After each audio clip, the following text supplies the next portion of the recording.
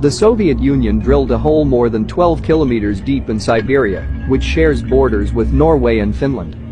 The project to drill into the Earth's surface began in the 1970s when Soviet scientists wanted to learn more about the Earth's crust.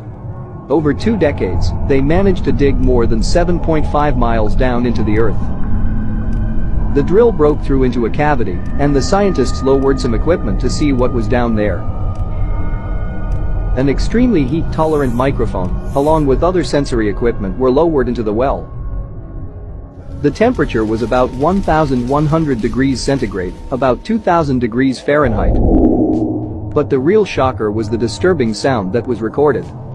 They only got about 17 seconds of audio before the microphone melted, but it was 17 horrifying seconds of the screams of the damned.